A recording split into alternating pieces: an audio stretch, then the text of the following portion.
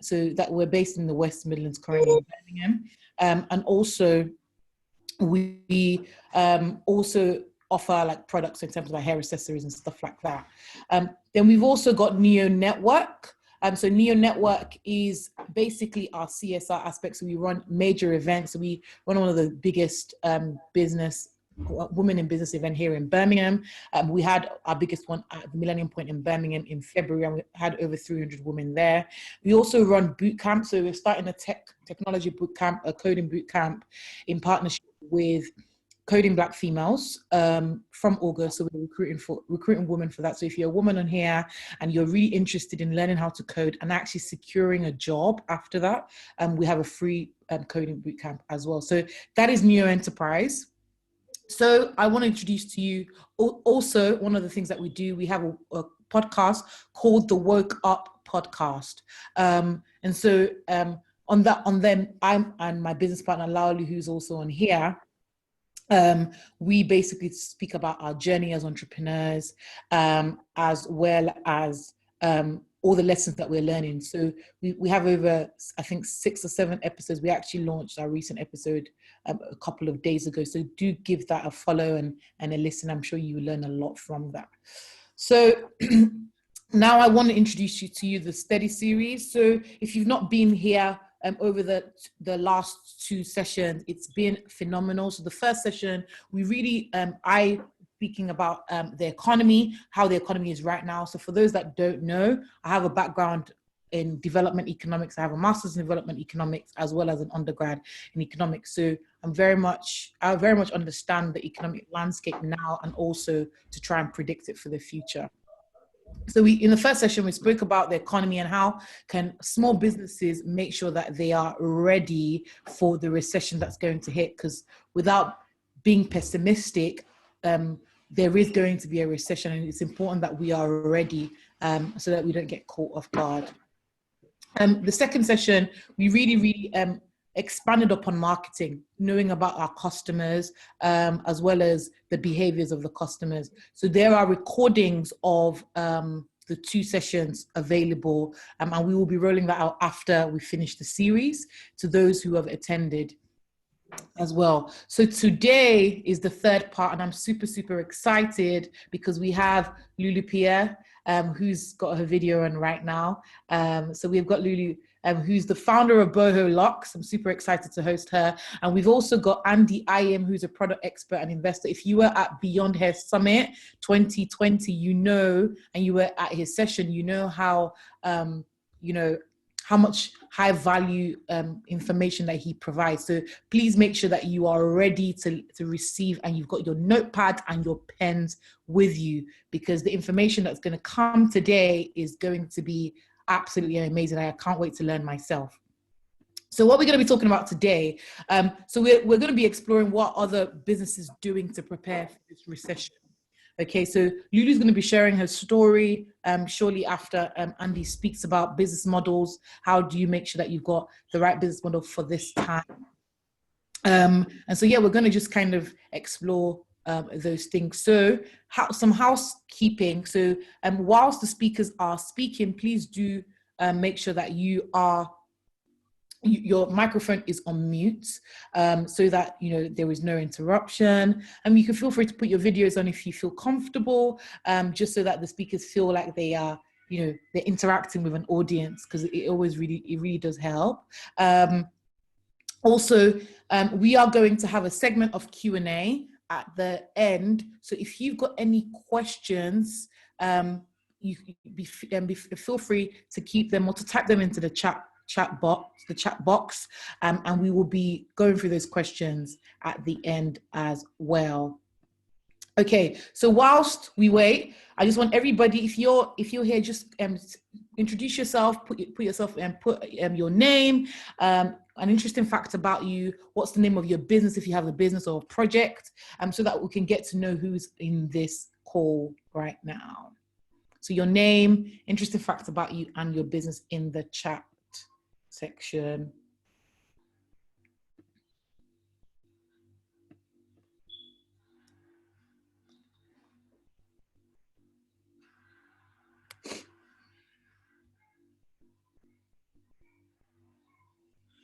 So that's your name, an interesting fact about you, name of your organization. So we've got Isosa, who's interested in politics. Have you got an organization that you have, Isosa?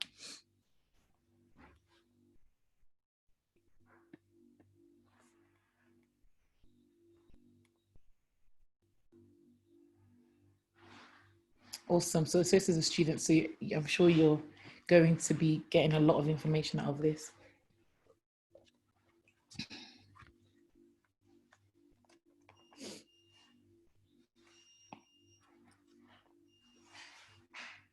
So we've got Sheba, an aerospace engineer, own and run African food business. That's amazing. It's so good to see diverse types of people here. We've got Issy, who studies Chinese and international relations at uni. Business is modest fashion. We've got Joyce, business House of Beauty, in retail, women's fitness wear online and fitness jumpsuits. And also feel free to put a link to your products if you feel like you want to share that, because you don't know your next customer could be on here. So it's a side business that I do technical marketing at Unilever. That is amazing. That's so good. That's cool. So we've got Elizabeth, struggling to find an interesting fact. The business is Bunny Braids, which is a hair braiding and styling service. Hi, Elizabeth. I remember you from the first session. Thank you so much for joining in. Please feel free to put your IGs as well, your Instagrams as well on the chat. Hey.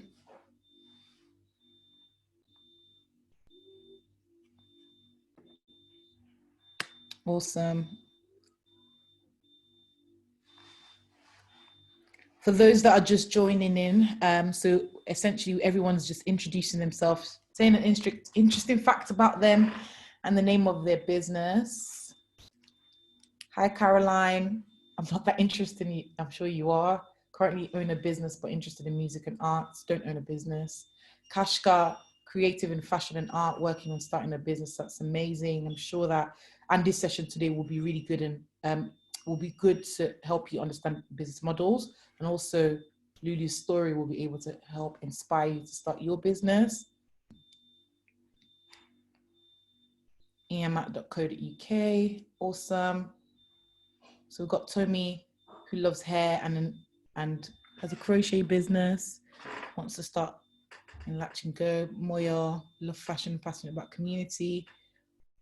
This is amazing. So it's great to see a diverse range. We've got Tatenda. Hi, Tatenda. I see you. We're starting an art business specializing in how to communicate through art via workshops. Fun fact, I've been learning about Photoshop. That is super cool.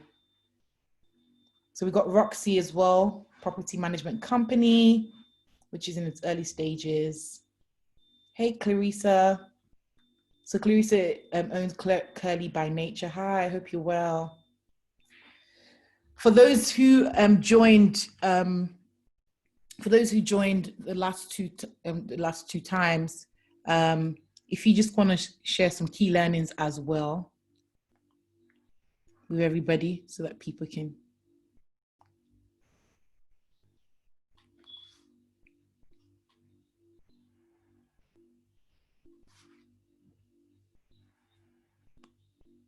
Awesome.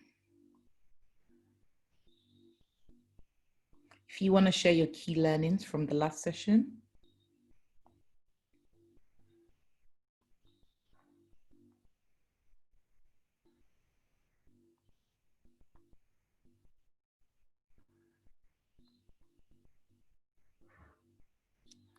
Cool.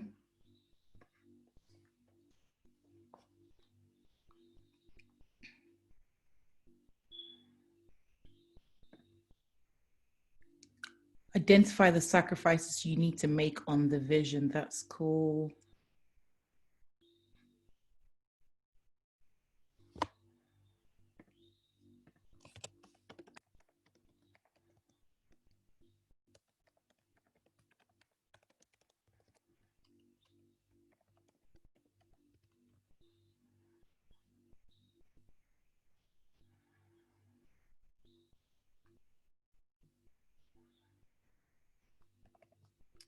Cool. So whilst we wait for Andy to join in, I'm going to invite Laulu. Laulu is the Chief Marketing Officer of Niyo Enterprise, and she's going to be sharing some amazing stuff with you in a bit about marketing. So if you weren't able to join her session last time, this is a good chance because she's going to be sharing some good gems in a bit. So I'm just going to invite her on. Please bear with me.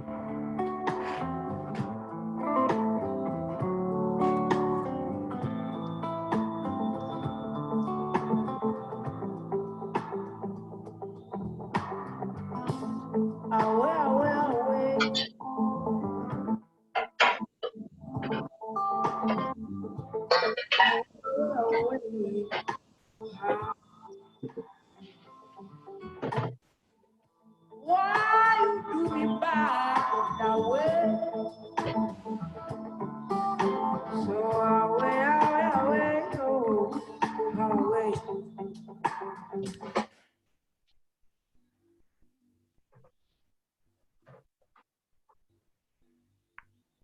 Hi, ladies. Hi, ladies.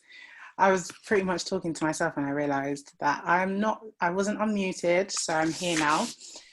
Again, thank you so much, ladies, for joining. I just want to check, can everyone see my screen?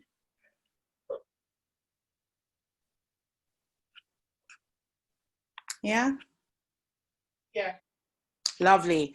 Okay, so last week we looked at habits and trends of consumers, and really it was really interesting, even while looking at this as a business owner, because there were so many things that I actually didn't notice about trends that take place during not just only recessions, but times where human angst and anxiety is high.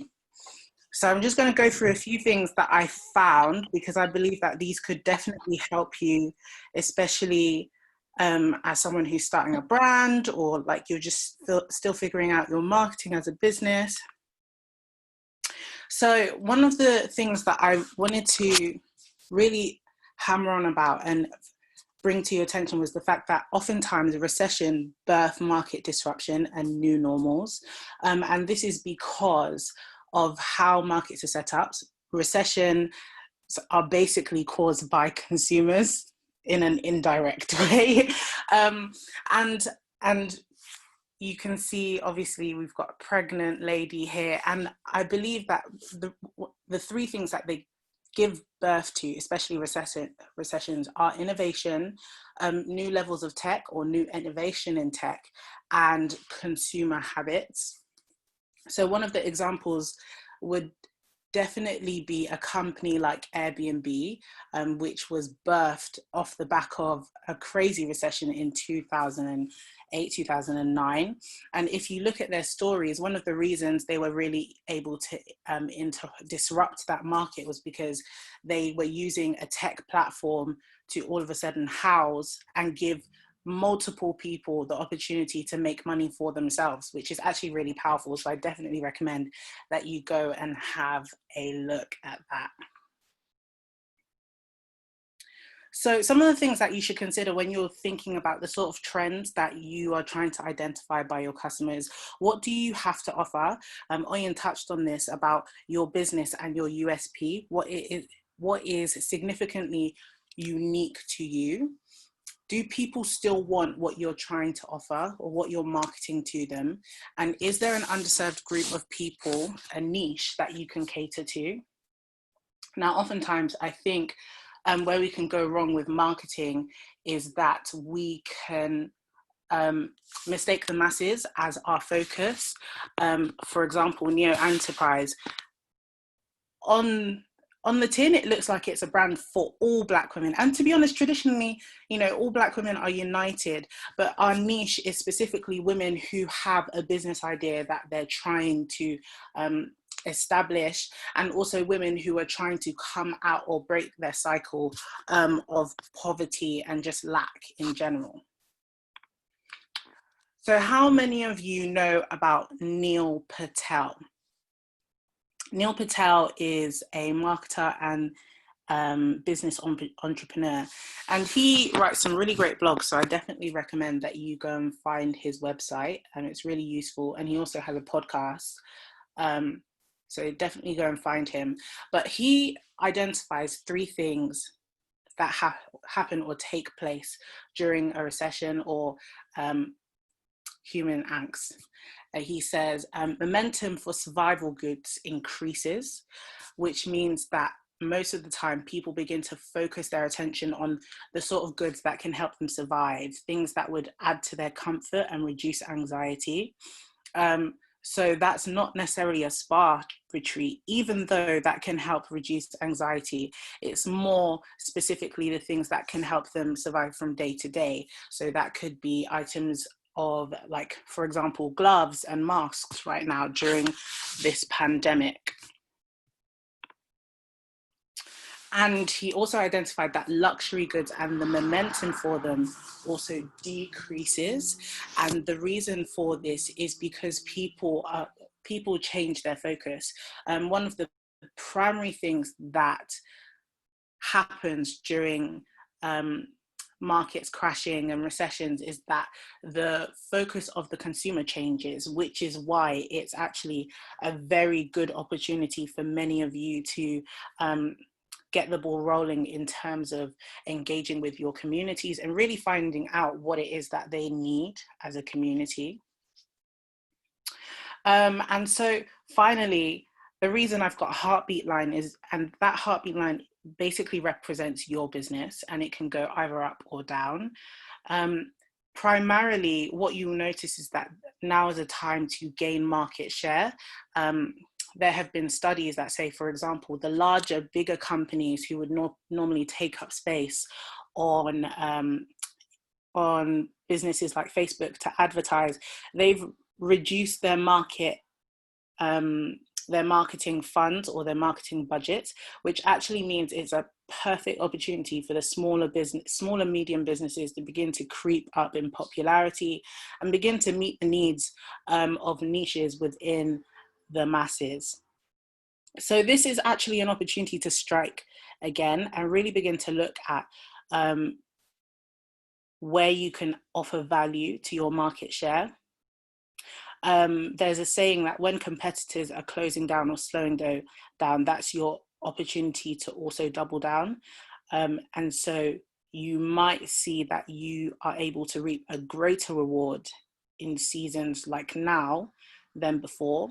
And if anything, oftentimes it's not really about having an immediate return on these things, but rather about market positioning.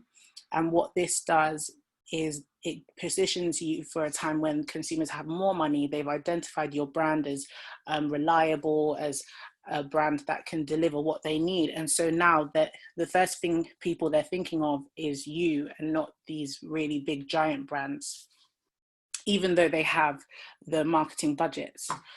He also gave the example of a marketing site like Kissmetrics. I don't know if any of you know about them, but they were almost like a competitor site to Ubersuggest, which is run by Neil, or is founded by Neil Patel. He bought them out for $500K.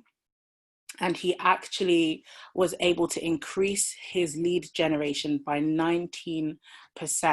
And within under a year, he was able to make that money back. So consider this time as an opportunity to really position yourself for the consumer behaviors that ultimately have changed even during a pandemic and will change even more during this approaching recession.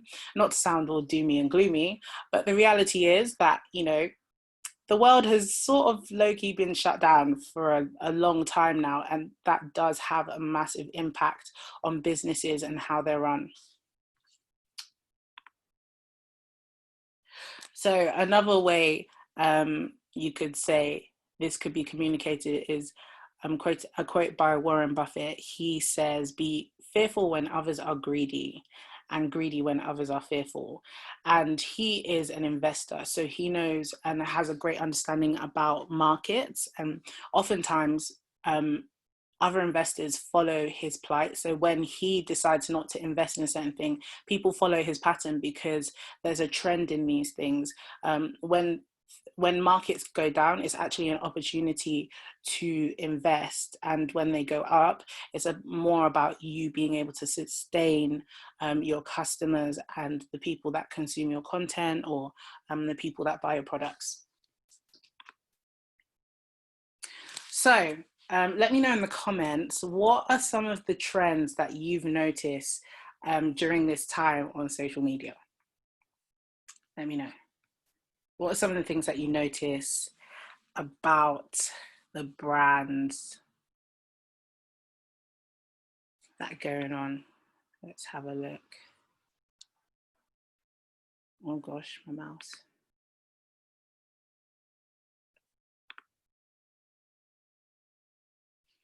Okay, a lot more content, more lives and community building. Don't rush challenge. Yes. All of those things, actually. There has more people have more time to be online. And so now the businesses that are capitalizing are able to gain a lot more attention and traction. So there's almost like a tug of war over our attention, as it might be. But one of the things that I wanted to bring to your attention was primarily, especially with ads and things like email marketing and TikTok. So a good example of a company that has been able to benefit from people, more eyes on the net, is Gymshark. They've taken to TikTok and they have over 1 million followers on TikTok right now. And the thing is that these platforms are rented space. So you're on these platforms not necessarily to just keep them on these platforms, but you're using the content that you create on these platforms to actually generate leads to something else. That's something to consider.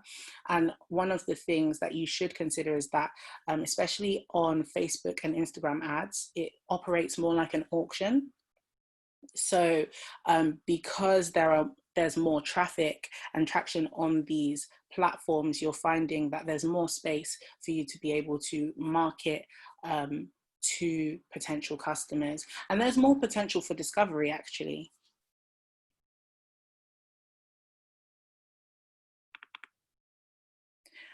So some of the things that I wanted to quote were by a guy called Alfred Samba. He's actually head of marketing at Gymshark. He's like an underdog, but I definitely recommend that you go and follow him and check out his content on LinkedIn. It's really interesting. And he says quite a few things. At the end of the day, social media is about producing value and making impact. During a recession, and as I've spoken about customer needs changing, and as I've spoken about customer focus changing, your key focus should be about how you're offering value and making impact to the niche that you've decided to service.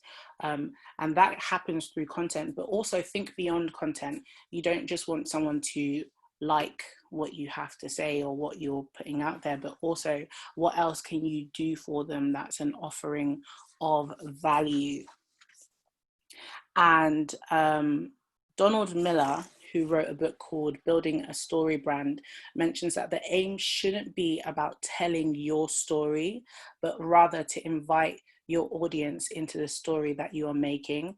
And remember that the audience, your niche, your customer, consumer, they are at the center of that story. So your marketing shouldn't just be focused on, here's the solution, buy it, here's the solution, click and read, here's the solution, share. Rather, it should be about, you're at the center of this. These are the things that we've presented to you. Now, this is the impact if you choose this solution, if that makes sense. So it's really about focusing on aiding your customer and being able to empower them. And that doesn't mean that money isn't also important, because I'm not saying that, but I am saying that the trends that have taken place year after year have taken place because customers look towards what their primary needs are and what and how those needs can be met. Andy Ayim, I think he's either on or he's coming on later. He talked a lot about how you need to spend time speaking to your customers to actually determine what it is that they want. Otherwise, you're making a lot of assumptions about what you think they like. And especially in Niyo Enterprise, we are discovering that actually we need to test a lot of our theories, because until you put it out in the market, until you put it out there for people to respond to, you have assumptions. You assume that some of you are business owners, you assume that your product is the answer until actually the market tells you whether they see it as a solution. Stuart Butfield, the founder of Slack, says that the changes of globalization and technology create opportunities and pose threats continually.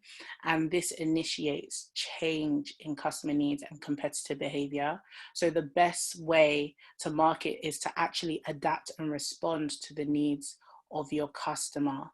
And that way you will fulfill the mission of your business, but also meet the needs of people that you are prioritizing. And yeah.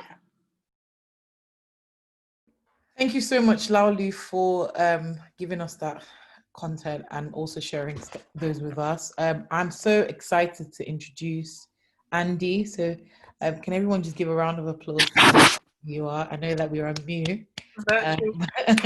But yeah, we've got Andy here. So yeah, bring in the claps. I think you can actually clap on here. There should be a reaction button. So I'm bringing the claps. We really want some energy. Make sure you're engaging in the chat section as well. So Andy, he is a product expert. If you're not following him already on Instagram, you're actually missing out. Be sure to follow him on Instagram, subscribe to his newsletter as well. And also, he's also an investor, so he's going to be speaking a lot. So Andy, over to you.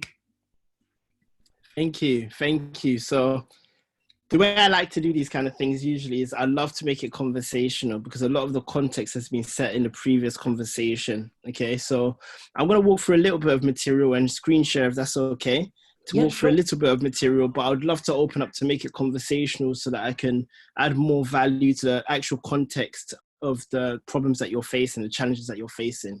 Okay, the first thing I want to say, which is a little bit controversial, is that as a business owner, you're in the business of solving problems. Okay, which means sometimes we need to put our ego aside and our ideas and the love that we have for our ideas aside, and just really get back to the fundamentals of building a business, which is really about producing a product or service to the market of value, and in exchange for that value, that customer is giving you their attention and hopefully paying for that value too. Okay, I was explaining to someone earlier this week that, like, I see myself as a product, Andy Ayim, and my users are a lot of you. They're the founders. Okay, and a lot of the time I'm creating content, from podcasts to blogs to webinars like this, for free often, because actually I just want to serve that user base, and I'm not trying to charge them my day rate because they're not my customers. Okay, my customers are the bigger corporates that actually pay me to create my products playbooks, where my product the products that I actually sell into them.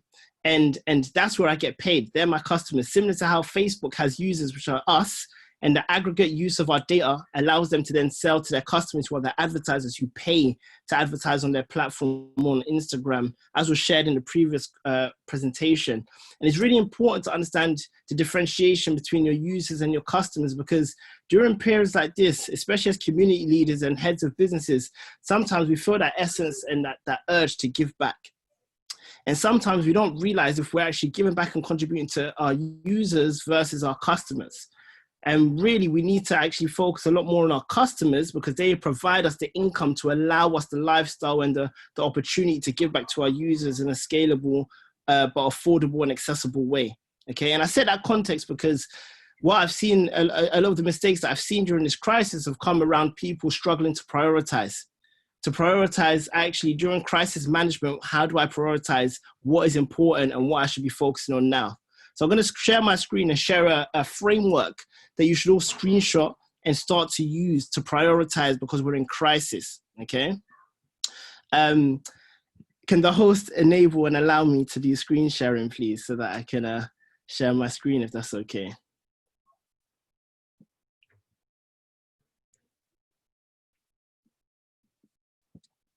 Has it been enabled? Yes. Oh, there we go. Excellent. Thank you. Thank you. Okay, so on my screen, on your screens, what you should see now is a scenario analysis framework, okay? And I'm gonna walk through it to make it very simple, accessible, and understandable for everyone here, okay? So going along the horizontal axis, and you should take a screen print of this because each of you should be doing this for your businesses if you haven't done it already, okay? So horizontal axis along the top are different scenarios.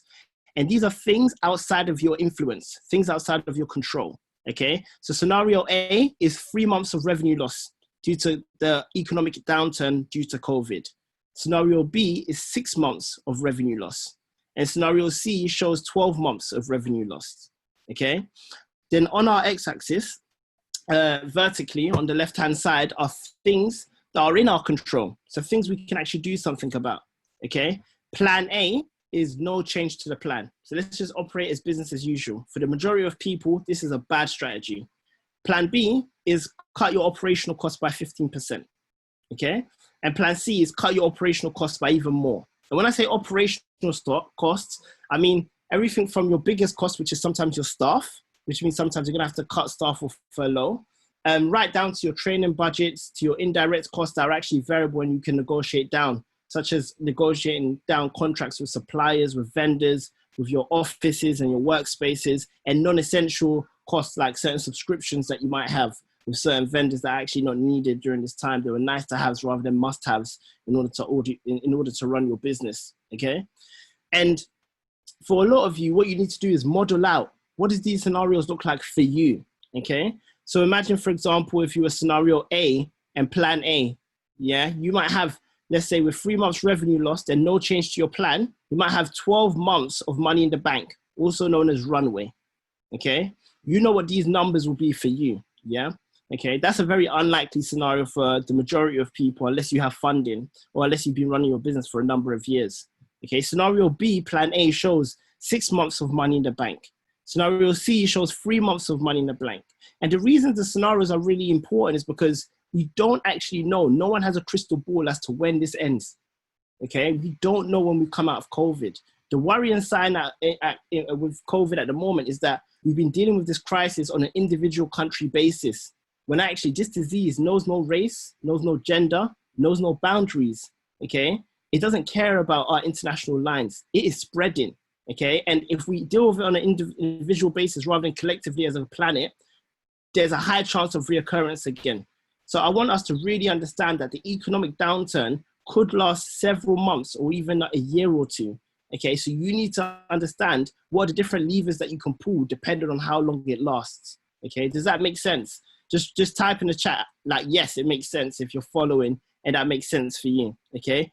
I'm gonna give you an opportunity to quickly screenshot this before I continue. Good. Just seeing it in the chat, good to see, okay? Now, when you're actually cost cutting, okay, let's put staff and people aside because we understand the hard but difficult measure there. Okay, but here are some actions that you can take. Okay, before you take any of these actions, it's really important for you as a business owner to be really transparent, honest, and open with your staff and your employees. Let them know where you stand, what your scenarios are, and the reasons that are leading you to these decisions. It shouldn't come as a surprise to them because, like you, they have families, they have responsibilities, they're facing difficulties outside of their work too. Okay, so first option is around extending your runway. Like, what can you do to extend your runway? Is it by cutting your costs?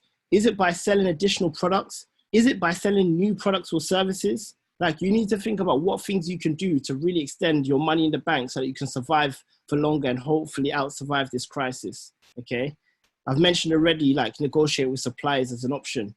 Another scenario is looking at the worst case scenario, which was just shown in that scenario analysis sheet that I showed you. Like, what is your worst case scenario? And if that plays out, are you going to survive, or are you going to have to put the business on pause? Okay, let's put the ego aside for a second. There's no shame in stopping your business to go and earn your bread, then coming back to run your business. Okay, I know sometimes we feel we're compelled because we've got these social influence on all these platforms, from Instagram to LinkedIn, but there's no pride in order to survive that you got to get that bread and settle yourself before returning back to business. So if that is a viable option for you, there's no shame in that. Do what you have to do in order to survive. These are rare, extreme black swan events. So you need to do what you need to do to survive. Cut deep and cut fast, okay? And this sounds harsh, right? But the more months you go without taking actions that in your heart, you know you should have been taking in month one, the more likely it is actually that the reason you're not going to survive is because you couldn't make those decisive decisions up front, okay? So I encourage all of my portfolio companies that I've invested in to cut deep and cut fast. And a lot of them made those decisions actually about 4 weeks ago, 3 weeks ago, okay? And I know it sounds harsh, but all of the big corporates that are sending you emails, all of the hotel groups, all of the supermarkets, they've been scenario planning and making the decisions a long time ago. That's why they've been so proactive in communicating to you as a customer. You're not the first people they communicate to. They communicate first to their key stakeholders and shareholders, okay? Then they communicate to their employees, then to their partners and suppliers, and then to their customers. So if you're receiving emails from Asda 4 weeks ago, that means that they've gone through this process that long ago. So we need to get on the front foot in being proactive and managing this with our staff, with our key suppliers, with our partners, with our investors, and then of course with our customers, because we're a people first business, right? Without people, they create the value and that leads to the profit. Without them, we're nothing. We can't run this business alone. We're not freelancers here. We're running a business here, okay?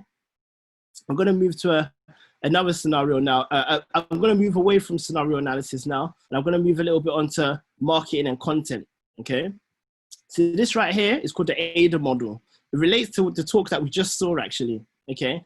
And in times of crisis, you need to remember that what you are to your customer base is a trusted advisor, okay?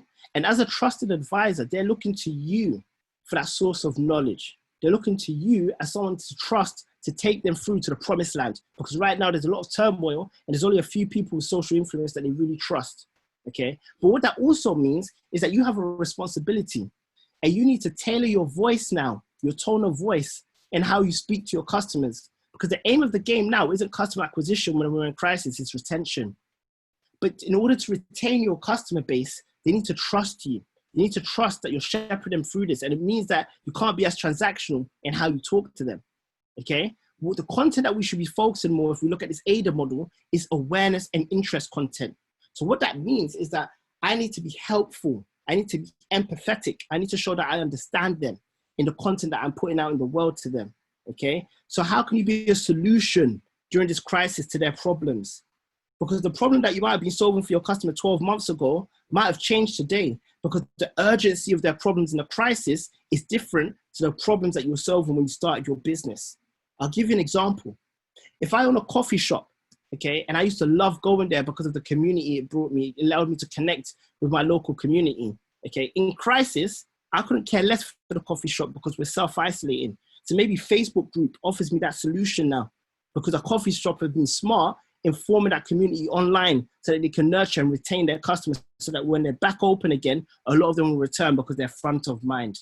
That is strategic long-term planning. Even though you have to act in the short term and you might make a loss in the short term, the game is retention, which is long-term. in crisis, one of the biggest mistakes that a lot of founders make is that they make too many short-term decisions based on the situation they're in now, okay? Remember this, you're not building your business model for crisis mode. This is a once in a blue moon event. You're building your business model to sustain, okay? So you need to look at the pattern of how is business usually, not how is the business just in crisis, okay? So I was speaking to a business owner this morning who was talking about spinning up 2 or 3 different services and products. I said it's a big mistake. You're trying to be opportunistic because of this crisis. You need to focus and you need to prioritize in forming deep relationships with your customers and with future potential customers so that you can retain them and convert the new ones post-crisis. Okay, and I'm going to walk through a few examples in a second. Okay, so these are some actions you can take like today to literally start repositioning yourself. Okay, the first action is focus on new and emerging needs for your customers, which means for a lot of you, start speaking against your customers one-on-one. Speak to 10 to 20 to a week, speak to 10 to 20 customers a week and ask them how they finding things, what are they struggling with. And what they're going to do is give you the patterns, because you're going to speak to 10 or 20 so you can see patterns in the conversations, and that should inspire the content you then create, because now you know how you can be helpful. It's not guessing. They've told you. Okay, so by being empathetic, reaching out, seeing how they're doing, showing that you genuinely care for them, it also gives you insight and intel into actually what I should do next. Okay, and once you have that intel, what you can do is slowly test it on socials. Yeah, so I'm going to walk through Google Trends and show you an example of what Google Trends is, which is a free tool that you can use to look at free and emerging trends right now in the market. Okay, but what you can do is start testing out on socials. So I'll give you one hack that I use on Instagram. Okay, and you can do it if you have a newsletter as well. And if you don't have a newsletter, you should think about it, because you need to build a direct relationship with your customers with either their email address or their phone numbers, so that you're not held ransom by the algorithms of these platforms, so that if these algorithms change, suddenly affects you because you didn't have a direct relationship with your customers. Okay, I'm happy to repeat that if you didn't deep how important what I just told you was, right? Because data is the new oil. Yeah. But what you can do to test your content, and I'll give you this hack. This is what I do. Don't tell no one. Just use it for yourself. Okay. On Instagram, I use the close friends function. And I use that for my true fans, for the people that love my products and services, always giving me feedback, always engaging, always sharing my material. So they get an exclusive behind the scenes tour with Andy. They get to see me on my door. They get to see me go on walks. They get to see me test out new material that I get feedback from, and sometimes release in the public. Sometimes it never does based on the feedback that they give me. So the true fans, the close friends function on Instagram, you should be using that strategically for your true fans to test your material before you broaden it out and put on your Instagram stories or your feed or on your other social platforms. So these are ways that you can grow intimate relationships with your tribe in a deep way, okay? And this is where differentiation comes from, because your competitors can't see what you're doing inside those groups. They can't see what you're doing in the close friends because you ain't adding them. Yeah, so let's be smart about how we can be strategic with these platforms in these times to really speak to our customers early and often to inspire us on how we can better serve them, okay? If you're getting value from this, just let me know in the chat, okay? If you're not, I'm going to have to pivot this message and go deeper on something else, all right? I know a lot about animals. I can go deep in different directions, trust me, all right? The third thing is you really need to pay attention to the market, okay? And understand what's happening not only in your category, but in other categories. And I'll give you an example, okay, about the ripple effect, about unintended consequences that you can't see on the surface, yeah? So right now, because people are at home and self-isolating, they're consuming a lot on streaming platforms like Netflix and Disney+.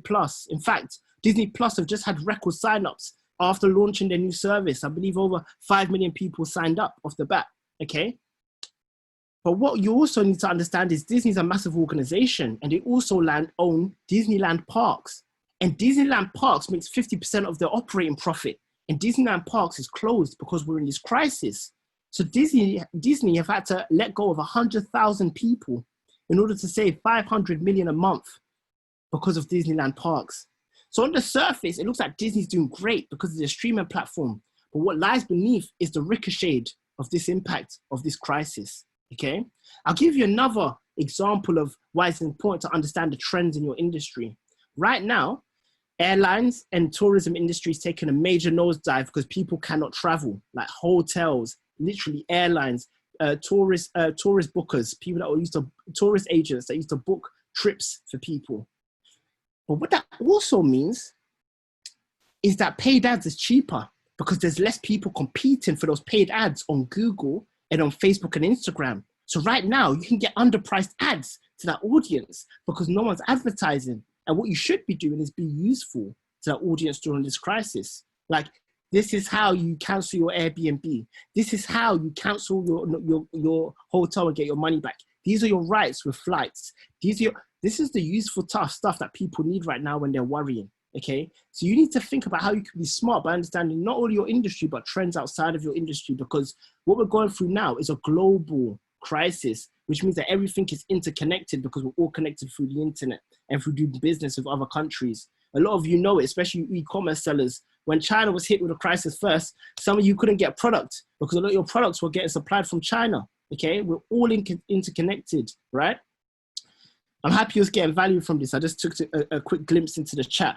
Okay, and then the final thing is, and this is going to sound simple, but it's profound, is you need to show empathy and connect as humans, not as brands, because people want to connect with you, the individual, and know that they're connecting with someone that understands who they are, not a blanket-faced corporate who they cannot connect with. Okay, this is why influencers have risen in prominence, especially in the last 10 years, because people trust and love connecting with people. So if you're coming across as a bland brand, people are going to struggle to connect with you at a time of crisis when they're looking for trusted advisors, not trusted company brands, okay? Not connect with logos. So really think about how you can really like be empathetic in your messaging and be more of a solution and not a problem. And don't use things like COVID and the crisis. No, be positive, be uplifting, be motivational, be encouraging, be someone that actually people feel like they're getting energy from, rather than people that are draining, they're pessimistic, fueling negativity into the market, because those are people that are opportunity magnets. Those are the people that people want to work with. Okay, all right. I know I'm diving into a lot of stuff real deep, real quick, but it's because I want to open up to a Q&A real quick. Yeah. So this is good examples of awareness content. Okay. So this is Slider Cuts. So he's got physical barbershops in London. Okay, and he can't cut hair right now. In fact, he can't even pay his barbers right now. In fact, he's had to negotiate with his landlords about the leases on his barbershops. But that hasn't stopped him from being useful to his customers. So he's showing how to do a lineup and how to do a fade, how to cut your hair at home, okay? And why that's important is because on Google Trends, that was like one of the most searched terms during crisis. How do I cut my hair at home, right? So if you pay attention to trends, it can inspire you on the content that you then create. Another one is like, how do I work out at home? And you've seen that every other influencer right now in their stories are doing home workouts and showing you about home workouts because it's trending, it's hot. Because people are thinking that, how do I tutor my kids at home? Hot topics, okay? All right, so he's been helpful here, all right? Now let me teach you about smart paid advertising, okay? To Tribute, one of my investments, yeah? They do mobile barbering vans that drive around to your gym, to your office, to your home to cut your hair, okay? And right now they can't operate. So what they've done is they've created a sign-up form for people to get discount. If they subscribe today and post-crisis, they'll get their trim. And they targeted their paid ads against, guess who? All of these other barbers like Slider Cuts and the people on YouTube that are saying how to cut your hair, how to do your trim. They just targeted their ads against that audience. Because if that audience is looking for that helpful that content, it validates that my content will be valuable for them. Yeah, this is intentional silence, okay? What I just said to you is when there's competition in the market, it validates there's something to go after. So don't be scared from that market. In fact, go for that market because they've shown you there's something of value to go after. If they're making money in that market, it shows you there's something to go after. So do your paid ads strategically against people that are already deploying content in that market because they're already drawing that audience into that content. So you're advertising relevant, useful content to people looking for your solution. Okay, so these are the ways that we can be smarter here, especially with our money.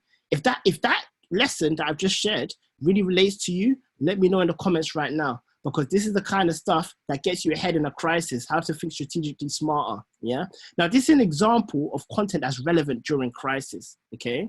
So if we look here, what we have is an influencer called Chrissy. Yeah.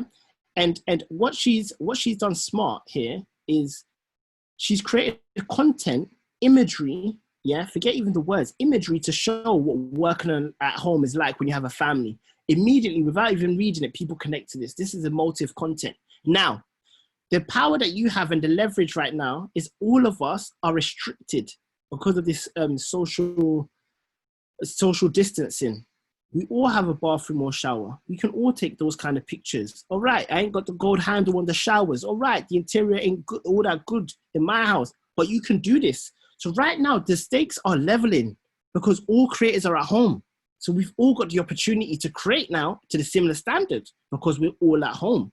All right. So these are the ways, these are a great example of how you really connect with your audience, engage, and show that you're part of the solution because you can relate to them. You're literally showing.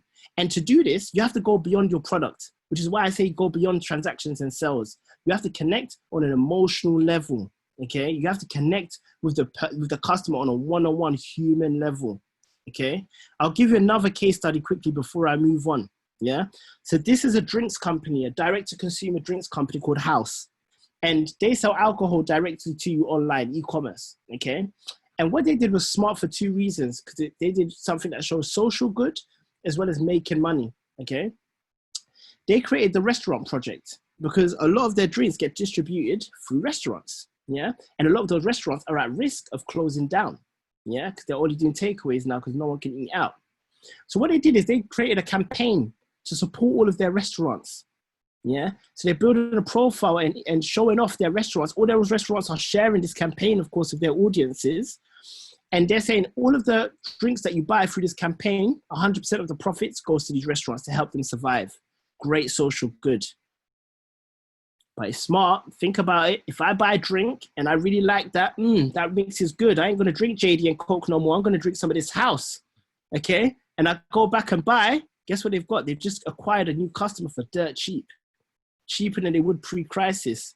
So they've acquired me for cheap. And guess what? Post-crisis, if they do their job right, I'm going to continue to buy from them. So they've acquired me for cheap, and the lifetime value that they're getting from me now is amazing. Okay.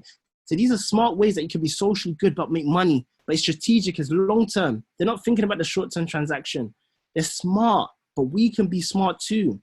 Okay. We were born resourceful. A lot of us were born working class. We were born without much. We were born on the grind. Why have we lost that resourcefulness? This is in our blood. This is innate to who we are. We're black. We're the culture. This is what we do. We should be comfortable in times like this because we were molded in moments of crisis growing up. All of us have overcome adversity. Come on, man. Like, return to the fundamentals of who you are at your core. Remember what our parents were treating us, they're teaching us as we were growing up. Like, stop this fancy stuff. Just get back to basics in building a business and actually delivering value to your customer base. I love this example. This might be my favorite. Okay, let me get to it. So this person has 6,000 followers on Instagram. Yeah, not a massive audience, but a really engaged one. Okay, and she's found this niche where she helps new mums look after their daughter's hair. Okay, new mums looking after their kids' hair. Okay, I said daughters, is actually any gender, look after their kids' hair. So during this crisis, what she's done is she's provided a free ebook.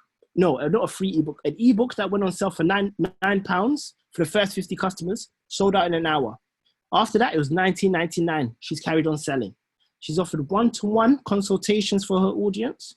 She's offered paid webinars, and she's offered accountability groups, 6-week programs where you can master your child's hair, and she'll take you through that program, bespoke for you, okay? This is what I call the profitable pivot. This is someone that's intelligent at adapting quick and running experiments because she knows her customers because she's speaking to them so regularly. So she knows, she's so in tune, she's in flow state with her customer bases, yeah? And people aren't respecting it because they're seeing 6,000 followers. She's getting sales. Yeah, you've done the maths, yeah? I told you 50 have sold at £9 each, yeah? She's getting grands.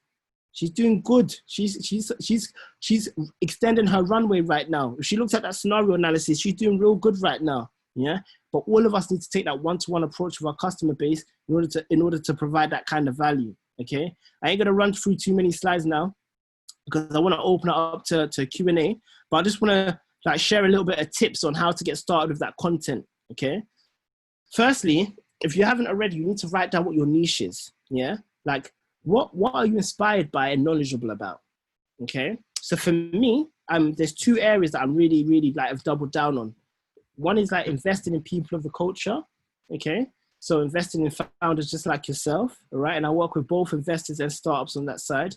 And the other is around product management, which was the discipline that I had in my career over the last 10 years. So I go into large corporates in highly regulated industries and I create product playbooks for them on how to do product management, given the boundaries of the playground of their organization, okay? It's a very small niche, but I know my customers my niche and I provide value for them in that niche, okay? So you need to find that out. Whether your niche is gardening, whether your niche is doing hair, find your niche and double down on how the intersection between your niche and your customer base, yeah?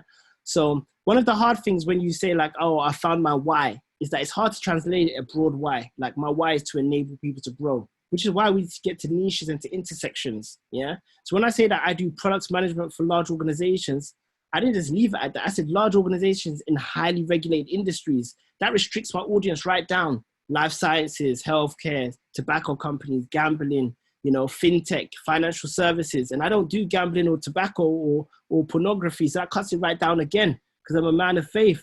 But the thing is, because there's not many other people swimming in my ocean, like there's not much competition. So I'm one of the best at what I do and I'm known for it in that market because there's not many other people in that market that focus and tailor their content and their voice to that market like I do, okay?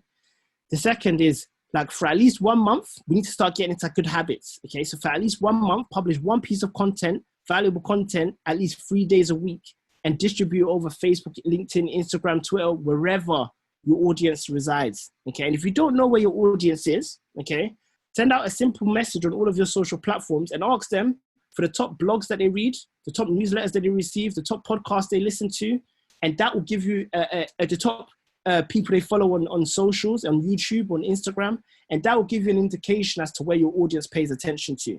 And the second step from that is, how can I collaborate to get onto these platforms? How can I get onto that YouTube page? How can I get onto that guest feature on that podcast? How can I get into that newsletter? How can I guest post on that blog? Okay, they're leading you to water. Okay, so you need to pay attention and speak to your customers, but have the right conversations so you're getting that insight that you can actually action on. Okay. The third is really to grow your audience by staying consistent and sharing real value, becoming a likable character and making your audience smile.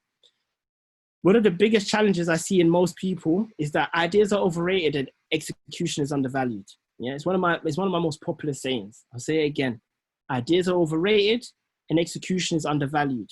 What I mean by that is not a lot of people are willing to play the game of interest and play the long game.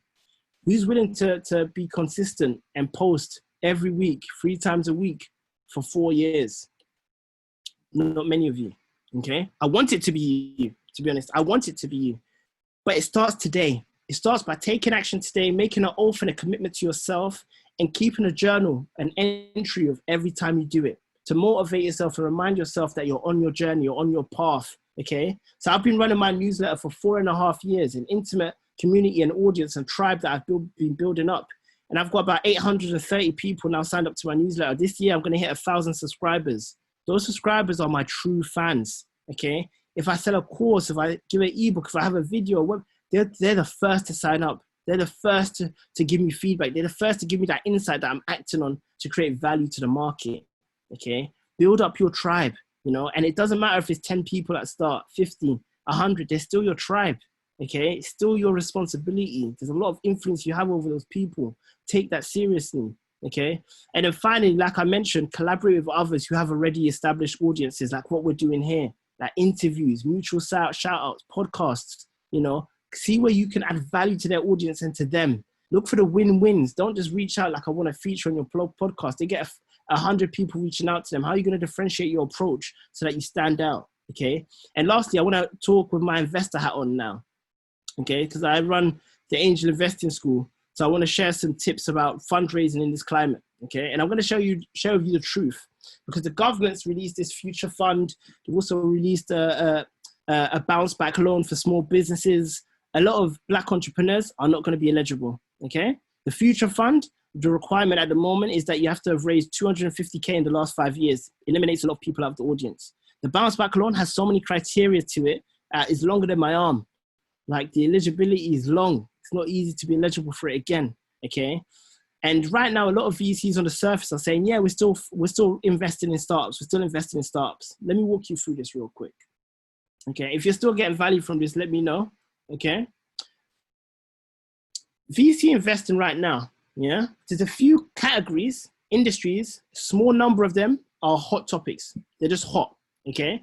Anything from remote working, like Zoom, Loom, Slack, to warehouse and fulfillment, because e-commerce is going through the roof, to social that has already traction, social messaging that has traction, because it's hard to start social from scratch, remote schooling, all of these are hot, like any healthcare, like solving COVID, all of these are hot topics, yeah? It goes without saying, okay? The majority of businesses are not that, yeah? VCs invest in 1% of deal flow, which means 99% of the deals that they see in the pitch decks, they don't invest in. So let me talk actual numbers and receipts. When I was at Backstage Capital, which is a VC in America, I helped set up the accelerator program across Detroit, Philadelphia, LA, and in London, and I ran the London program. We had 1,885 applications for our accelerator program. We took 25 people onto the program. Yeah, 1,800 and we took 25. Those are the numbers. Yeah, it's a numbers game. It's mad, but you need to understand that so that you don't apportion too much time going down the wrong road. Okay. Now, this is the problem. Most investors haven't done investing over Zoom before. They're not comfortable with it. They want to meet you face to face, and they're not going to change what they believe because of this crisis. Okay. Some investors are suffering from the fact that it's wealthy individuals and institutions that have invested in their funds and now are calling for their money back because we're in crisis, because they've had exposure sometimes to the stock markets and some of the falls in the stock markets. So if I had invested, for example, in travel and tourism or in oil, and it's been dropping over the last 2 months, I'm going to take my money out of the riskiest asset class. And the riskiest asset class for me is VC. It's safer to be in property, but that's still risky right now. It's safer to be in government bonds. It's safer to be in managed funds. So why am I going to have my money in risky asset classes like VCs, which means that some money is actually getting pulled out because a lot of these investors are focused on wealth preservation and not wealth creation. All of us on this call are on this wealth creation journey where we want to create wealth. We want to move from poverty to prosperity, okay?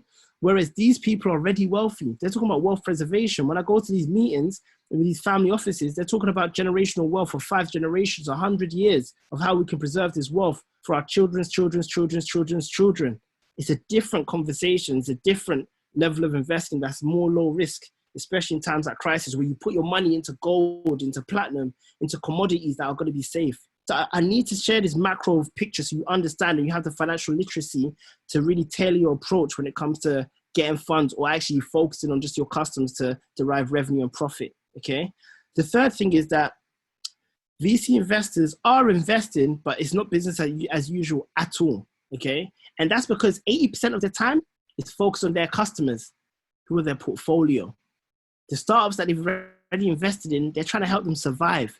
What I showed you above with the scenario analysis, they're going into overdrive because some of their startups are failing, are in crisis mode, and these are the bets that are meant to return their fund, right? Because the way VCs work is they take other people's money, they invest in about, let's say 50 startups, and they hope that 5 of those startups are going to really do well and make enough money in return for them so they can return the money to their rich investors who invested in their fund. And that helps to strengthen their business case to raise their next fund, okay? So 80% of their time is focused really honestly on supporting their portfolio companies, as it kind of should be, okay? Because they need to help them survive because that's the investments that they've made, all right? Then 10% of their time is focused on changing internal processes. They've never hired remotely. They've never done onboarding remotely. They've never worked with colleagues remotely. So they need to change these internal processes in order to be fit for purpose for this current climate that we're in. Yeah, a lot of them have put hiring freezes. Forget hiring, let's fix our house and get our house in order first before we even hire. But it means the same for investing. It's like 10% of their time is really restricted to investing.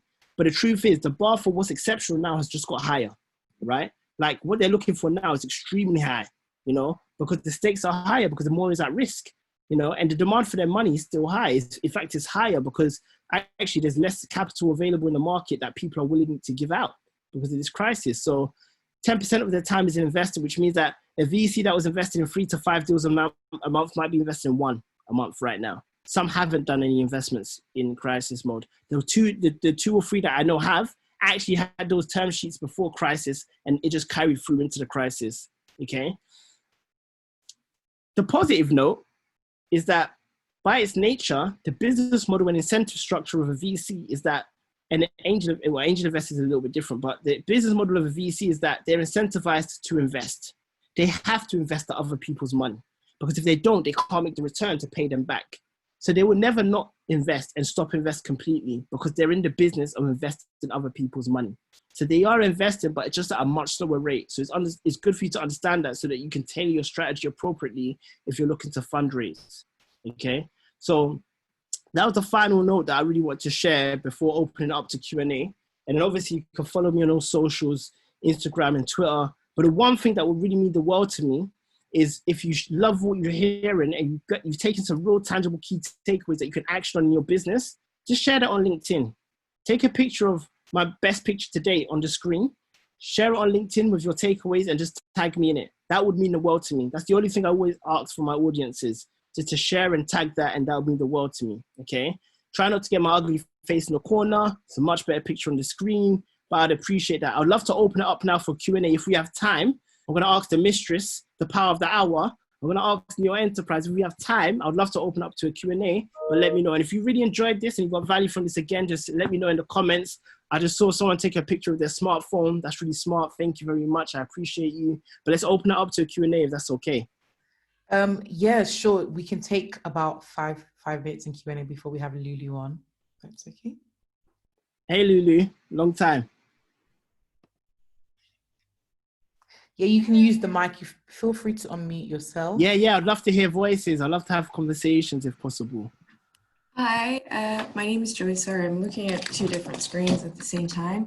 So my business is women's fitness wear, and I want to start creating events for women to boost their self-confidence and unlock their potential.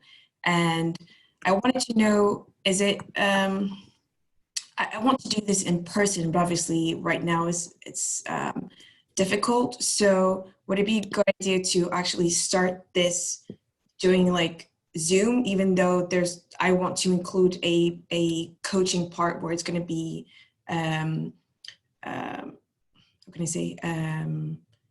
helping women like carry themselves differently and not just do like a mental work, but also like physical work. So I don't know if that's something that could be like pre-worked on, or actually like offer that as a service before I can actually do this in person. Yeah, so my number one advice to people starting off like you right now is to build an audience and build a direct relationship with your customers by just being helpful, okay? And what I mean there is get their email address or their phone numbers and just be helpful to them. Find out what they're struggling with in that area, okay? Mm-hmm. And don't treat it like it's your business. It's just a number of experiments. No ego, like you're not attached to it. You're just running some experiments with them just to see how you can be helpful and useful. And what you're gonna start noticing is you're gonna start noticing patterns across the women that you're serving. And they're gonna give you the insight into actually 80% of the value is solving these two problems. And you probably didn't know that at the beginning. And I'll give you an example of myself, okay? I launched last year the Angel Investing School, which teaches professionals from any background how to get started investing into startups and really teaches you about the risk and the reward of investing across a balanced portfolio, okay? And I was intending to do that in person, and I had a partner, Google for Startups. I was meant to actually run it at Google's campuses. I had this grand plan of doing it in person with facilitators. As soon as COVID hit in China, I pivoted the delivery model immediately to online, okay? And what I focused on is every week I have feedback forms from the cohort to find out how it's gone, okay? And facilitators facilitate, and I'll give you an example of lessons learned, okay? The first session, the facilitator spoke for 40 minutes and then it was Q&A at the end. Second session, I iterated based on their feedback. I made it a slightly longer session so that we can have conversations as a cohort together at the end. And I made it a conversational session rather than someone teaching for an hour. So people could interrupt and ask questions and tailor the flow of the education. Those two changes and iterations made it a 10 out of 10 experience from a 6 out of 10 experience for the cohort. I would never have learned that if I wasn't seeking feedback early and often from that customer base. It wasn't my idea to do those changes. Those changes came from me just keeping on speaking to that customer base. And what I've learned is that actually what they really value from this experience so far is that it was like a private school. in that they're getting tailored support and learning in an intimate class where they know the whole class and they have a direct relationship with the facilitators, and they're getting tailored learning to suit where they are on their journey. They love that. And then they love the opportunity to learn in Slack, where I'm sharing content before the class and content and homework sometimes after the class. So it gives them an opportunity to do some reflection and self-directed learning. Okay, so what has made me think now is I'm going to pivot this model going forward for good, because in person is going to be reserved now for intimate get-togethers like dinners or like pitch events. So in person is no longer going to be my delivery model. That's going to be to supplement what is an online school and an online experience. Before I had the opposite. You know, so if you go out there, like run an experiment, which is really about building your audience and understanding how you can serve their needs, eventually will lead you to the business model that works. And then you have a decision to make post-COVID as to how you supplement that with the physical. Yeah. You know, because physical adds a lot of value. And I don't think it's a replacement. I think it's in addition to. Yeah. Okay. I hope that was useful, Joyce. Yeah. Really good. Thank you. Good. No problem. Thank you. We can take one more question before we have to move on to Lulu. Does anyone else have any questions? The question, please. Yeah, sure. Hi, so my name's Clarissa from Curly by Nature. I have a hair care brand. I, at the moment, have been getting so many inquiries about how to make a hair care product and how to make it compliant. And people have been basically saying, do you run a course? So I've said yes. And I've said, basically, I'm happy to help you. And I've asked a few other people and they're ready to go, like, come on board and do the course.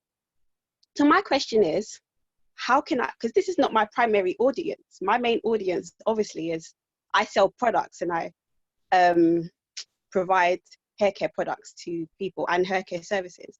But because of the climate that we're in, I'm a very community-oriented people, and I've seen that people are making products, and sometimes it's not legal, or they're not doing it properly, or there's some issues with their brand or their production, or they've got issues anyway. So I know I can help, and I want to help because I think that it's important in our community.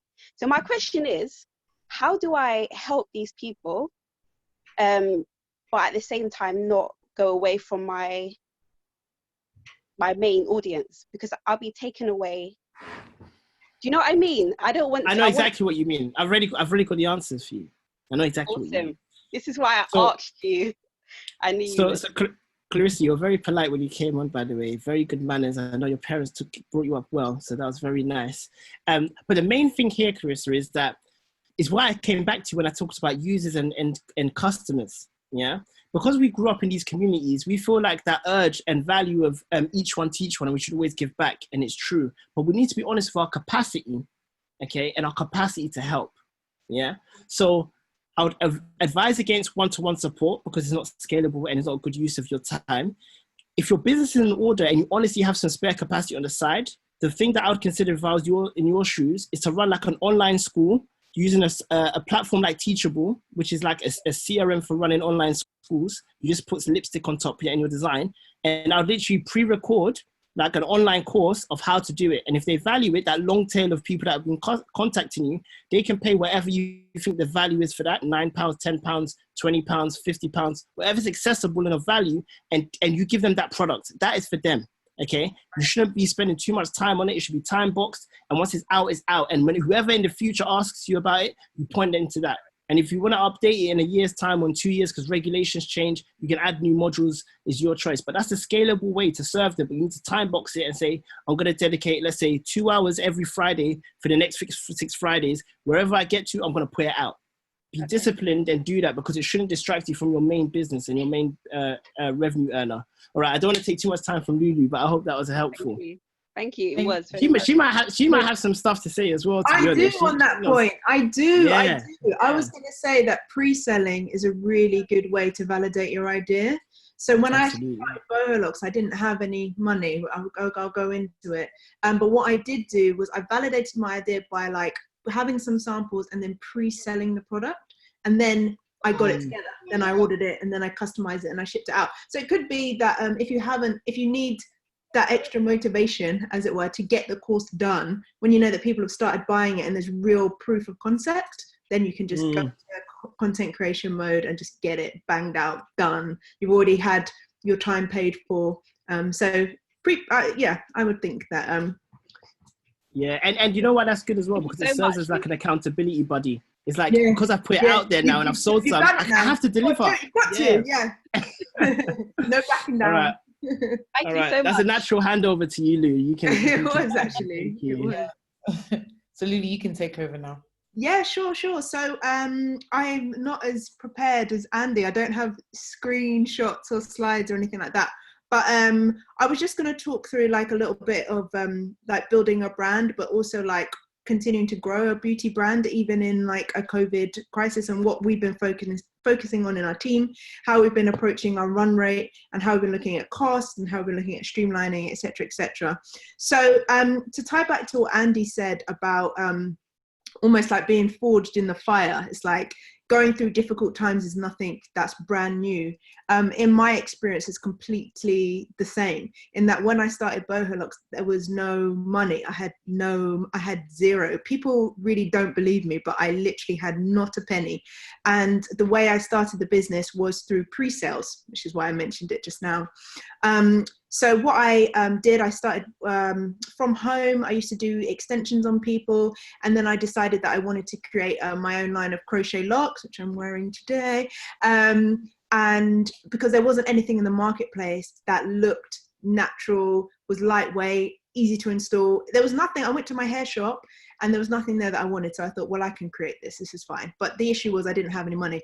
So what I did was I ordered a small amount, created lots of content, so valuable content. So like Andy was saying, content that would help people, how to get it installed, how to take care of it, how to slay in it, all these different types of things. And then I would generate email leads. I think that was a critical thing that I did. I wasn't interested in followers, wasn't interested in likes. I only wanted people that I could own on my email list. So I used the promotional content I created to generate leads. And then I would pre-sell the product because I didn't have any money. And then they would buy it.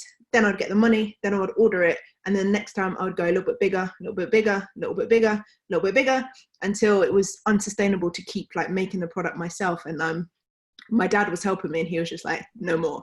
So that's when we sort of hooked up with our warehouse in the States, and we primarily ship in the American market.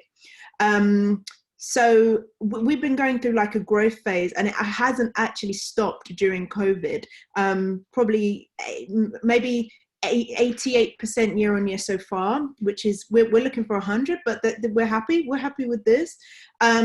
So I was just going to share some of the things and how we're approaching these times, and I don't know if it will be helpful to anyone, but it's what we're doing internally with my team. So I have a team of 4 full-time staff and 3 pretty much like 3 3-day-a-week freelancers. No, 4 freelancers. So, and so I just wanted to talk to you some of the things that we've been doing in team. So I think the first thing that we've done, and this is just my business, is that we just respect our margins, like totally respect the margin that we've set in our product, whether that be whatever percentage that will be. So we're not tempted to go down a road of like discounting to try and maintain sales. We feel like we respect our margin, and we're gonna keep our margin. But what we do is we trim the fat. So we go into our analytics and we look at all our advertising campaigns. We look at our Facebook campaigns, our Instagram campaigns, and just see where there is fat, where there is like the yield isn't as high, where it's not as the ROI isn't as high, and we kind of modify those campaigns. So we haven't cut our advertising budget. And I think this ties in with what Andy was saying. I think it's been said earlier, when you're in a period of like recession, like we are today, you don't have to slash your advertising budget, because the price of acquisition has gone down massively because major companies are pulling their advertising budgets. So in terms of customer acquisition costs, they're actually reducing. So we haven't cut any of our advertising budget. We've just made it more lean. We've trimmed the fat, and we're focusing on campaigns that really, really perform well for us. But we haven't changed our budget.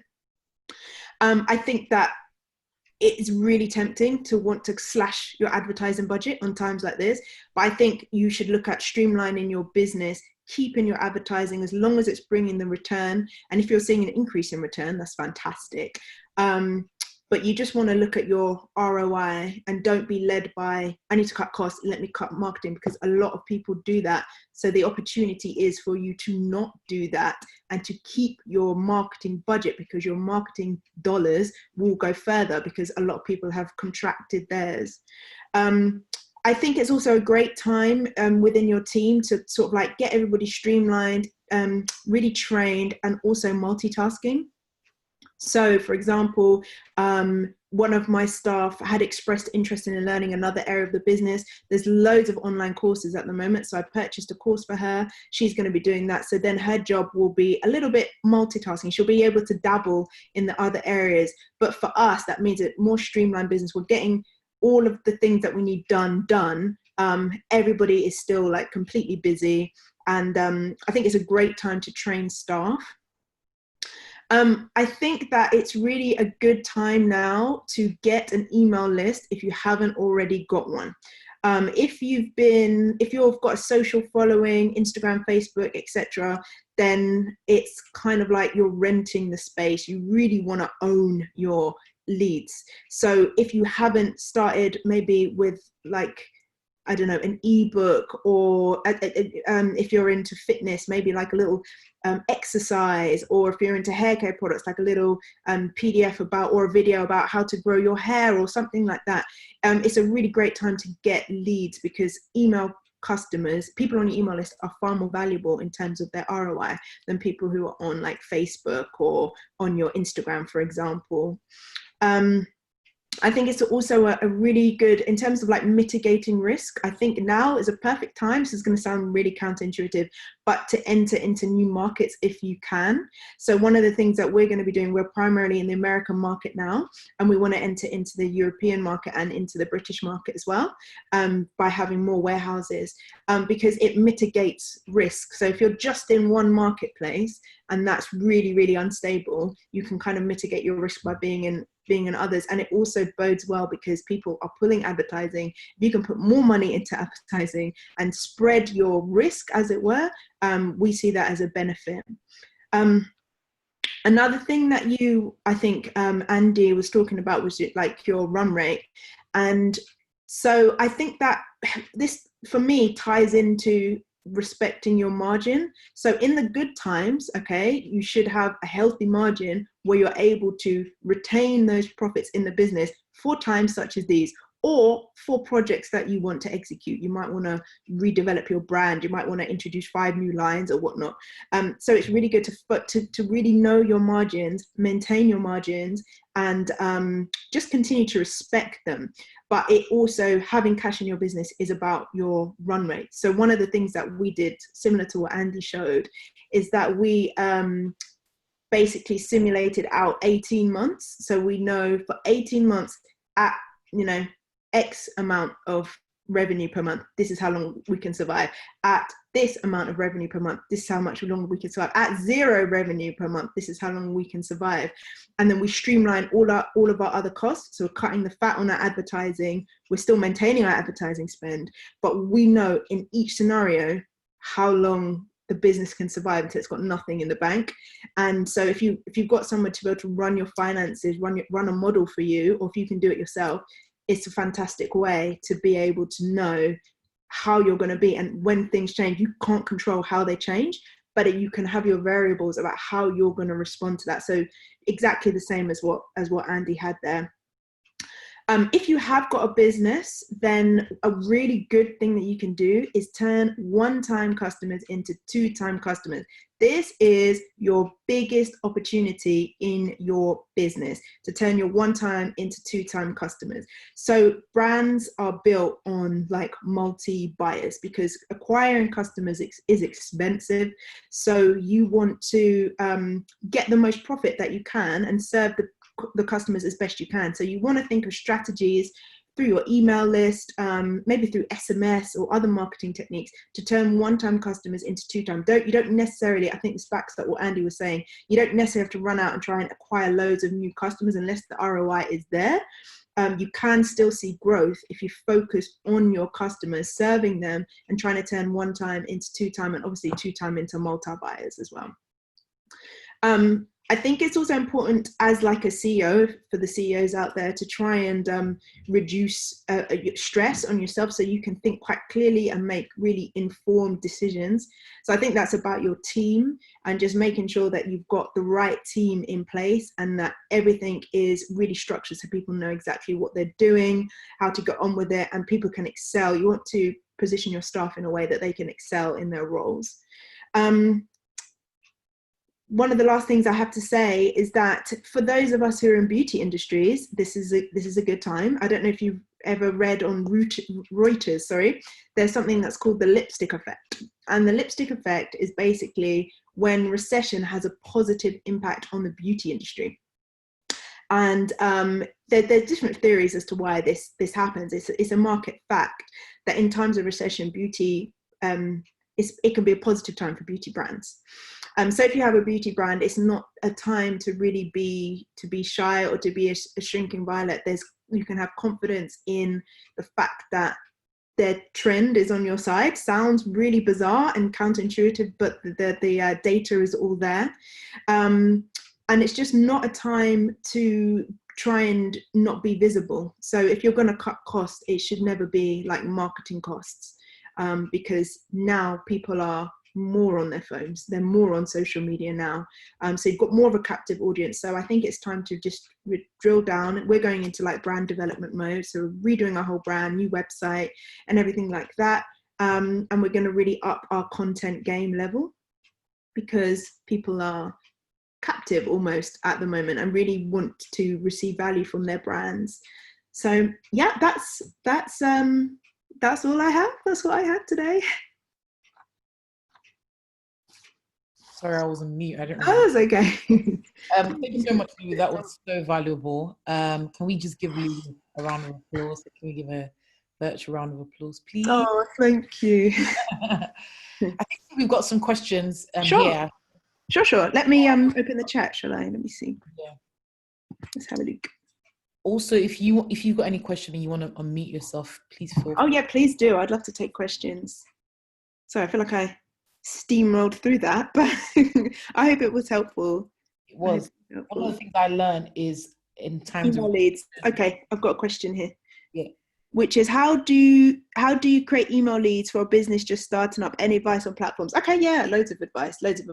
So when I first started Boho Locs, that was my primary aim as I heard, because the value of an email subscriber is like about 2 or 3 or 4, even, I don't know the statistics, but a lot more valuable than a social follower. So I think that what you can do is think about things like giveaways. Giveaways is something that we've done, or maybe creating a piece of value like a PDF or a video series or a self-help guide, a quiz, an e-zine. I mean, there's loads of different things. I think you have to look at your business and think, what's the value? What's the pain point here? Like, why are people buying this? And maybe try to create a piece of content around that. And in exchange for an email address, they will get that content, and you can promote that through socials. That's what I did with Boho Locs, because I had no budget. I just used to ask people to share giveaway links and try and loop in their friends and try and get like an organic swell. But yeah, just look at your business, look at the issues that it solves, create a piece of content around that, and then use that as a value piece in exchange for an email address, I would say. Someone asked, how do you keep people interested and help them justify spending full price on beauty items? Yes. Well, I suppose it's all about like adding value as well to your product. So for example, what we do is we sell our product, but we also provide like aftercare advice. So we teach you how to slay at home, how to install yourself, how to cane-row. The other day we did a live, and it was our most popular live, and it was how to cornrow your own hair. So it's about providing value. Like, you know, when it comes to hair, people can't leave their house and go to the beauty supply store at the moment. So to justify it, you're going to give them as many tools and as much value as possible to show them why your product is a good fit for this time. Obviously, it's a good fit all the time, but we're going to show you how to install it. We're going to stay in touch with you. If you have any issues, you can contact us anytime, and show them how having protective styles can be a benefit in a time of isolation, because it's like you still have to get on Zoom, you still have to do your work calls. Why not slay some Boho Locs while you're doing it? Awesome. That's so good. Thank you. Does anyone have any other questions? Please feel free to unmute yourself if you feel like you want to ask the question.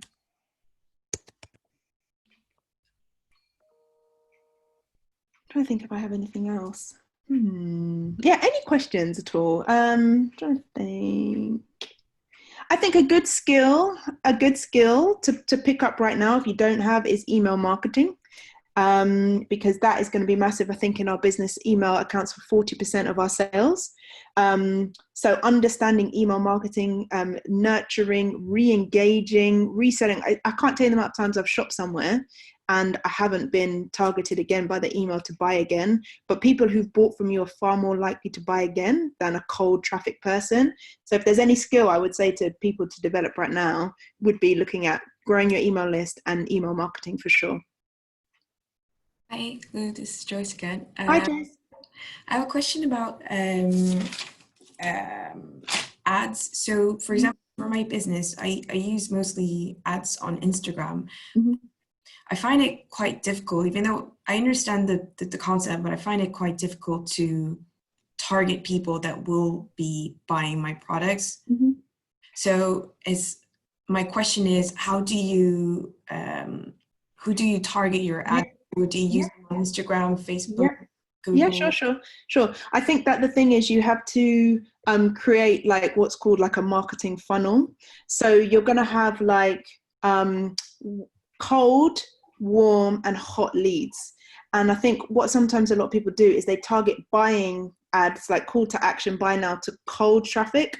Cold traffic does not convert well for buy now ads. You need hot people. So when I say hot, so like a hot lead for us is somebody who's maybe been on our website and then we've retargeted them with a piece of content, a value piece of content. And maybe we've even retargeted them again with another piece of value content, okay? And then we retarget them with the offer. So I think it's about just building sophistication into your funnel. And the things, what you can do is that you can, if you're gonna drive cold traffic adverts, maybe look at lead generation and then from there warm those people up until they're hot enough to want to buy, because it's a rare case that you're going to see an ad for the first time for a brand that you've never heard of before that you're going to buy. So it's all about creating like a marketing funnel, looking at your cold, warm, hot leads. And when you're building your funnel, you want to understand what questions people are asking at every stage. So if they don't know and they don't care, let's just say they don't know and they don't care, what are they thinking? Okay, let's move it down a little bit. Now they care. What are they thinking now? Let's move to the bottom. Now they are considering what, and then you have to create your content and your ads to meet each one of those objections, and then it will start to convert well. All right, okay, makes sense. Thank you. Okay, cool. Someone asked, how can I advertise without the actual product in hand? Not entirely sure. Okay, do you mean you don't have physical images of the product, or you don't? I maybe need a little bit more context for that. But I mean, if you can order a sample, if you've just got one, you've got enough to sell 100, because you can pre-sell off of the pictures and the information that you can create off of one. Hello? Hi, can you hear me? Sorry, yeah, I didn't want to put on my camera. it's a bit quiet, but I can, let me turn up. Yep. All good. I didn't want to put on my camera, sorry. That's okay. So basically it's a clothing line, and I didn't get like the products in time. I don't have any images or anything. So how do I mean, I'm I'm thinking of still going ahead with the launch date, but Mhm. how do I do that without images or like any content in hand? Well, let's see. I really, I think it will be challenging. There's probably some creative ways of doing it. You don't have any images. Is it possible for your warehouse or manufacturers to even take some images for you of the product? No, No, not no. at all. I feel kind of stuck. I mean, I Yeah. don't know. I don't know. Do you have sketches of the designs even? Can you talk about the pros? Maybe. Did you design the clothes? Oh, okay. Maybe like bringing people into the mind of a designer and showing them your sketches could be a way to sort of like get people interested in and sort of like generate. Again, it's about generating leads, so it doesn't necessarily have to be about it. Okay, what type of clothes is it? Modest clothing. What, like office wear? Modest wear. No, not office Like wear. modest More going like, out wear? yeah. Okay, fine. Okay, so like quite covered, but for social gatherings type of clothes. Yes. Yes, okay. Yeah. So then you might want to maybe create pieces of content around modesty while you're going out, but I mean like not just like a girl's guide to I really can't. I'm not good at copywriting. I'm so sorry, but like a guide to modesty. You need to create something where people who are going to be interested in buying your product will get value from it. Yeah, that's what I would do. I try and use your sketches, maybe a little bit of your story, and maybe some value points that resonate with your audience, like what kind of questions they're going to be asking, and create some sort of resource. Get people interested, get people on your email list, nurture them, be honest with them. Say, guys, I'm so glad that you're here. Listen, we've had a little bit today, but I'm going to be releasing some more sketches of our outfits and just try and get them engaged, pull them deeper in so that by the time you have the product, it's all good. Yeah. Okay. Thank you. Okay. Thank you. What someone asked, so we're going to take one more question because I'm conscious of the time. Okay.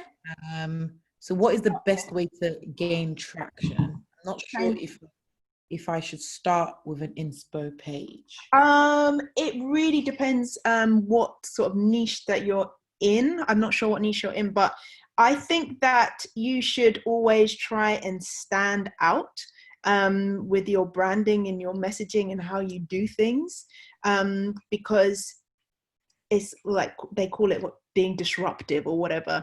But I think it's a good idea to have something that you're known for. So gaining traction means like if everyone is posting yellow, you might post something red. Just try and visually differentiate yourself and have a really strong tone of voice.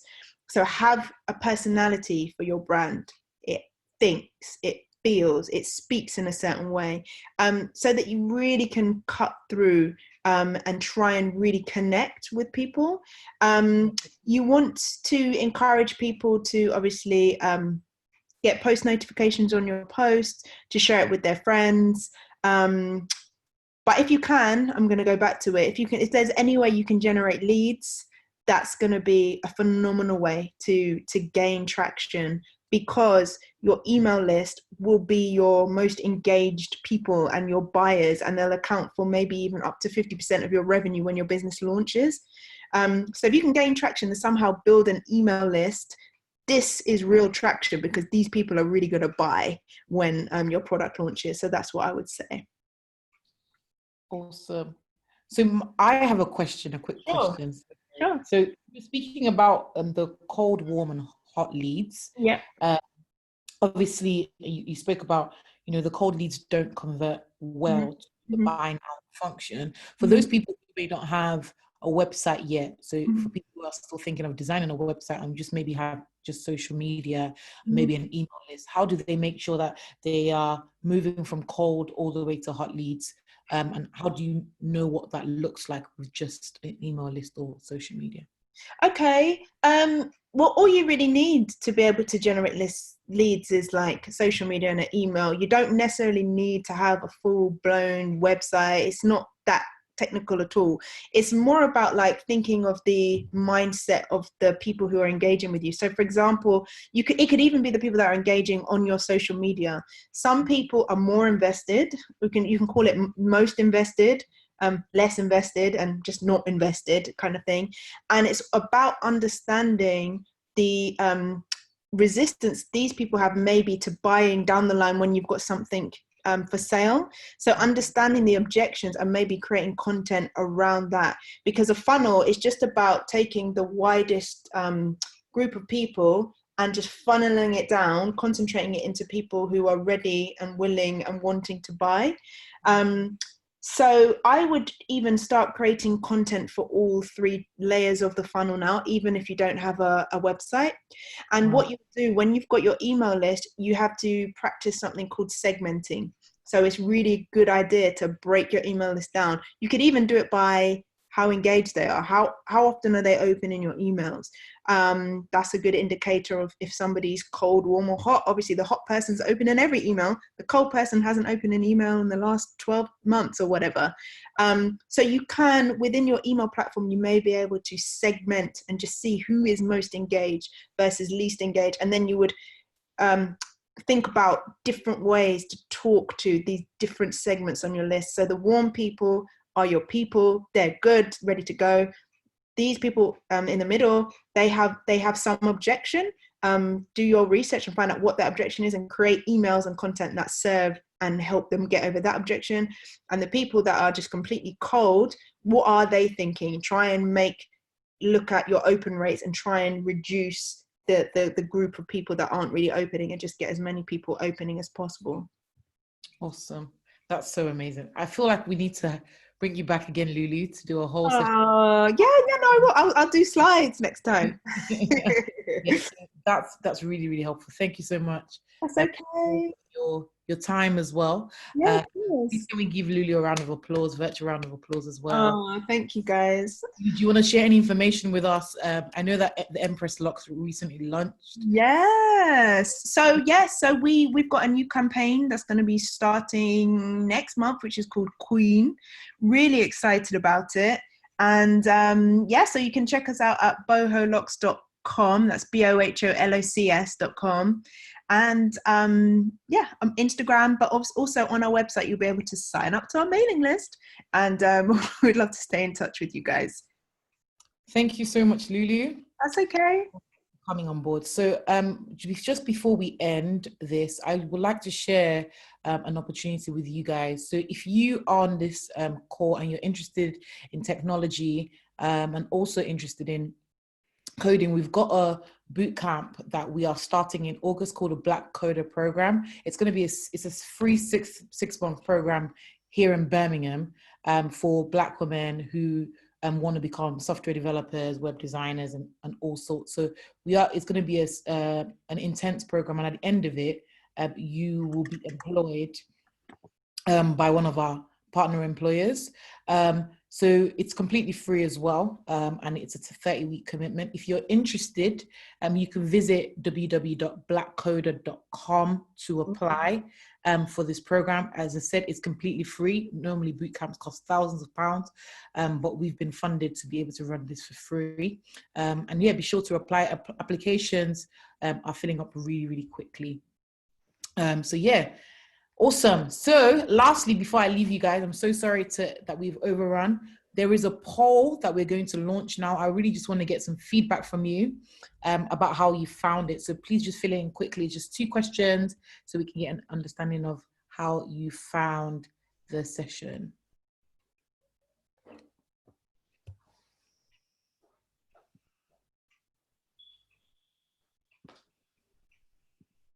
Awesome.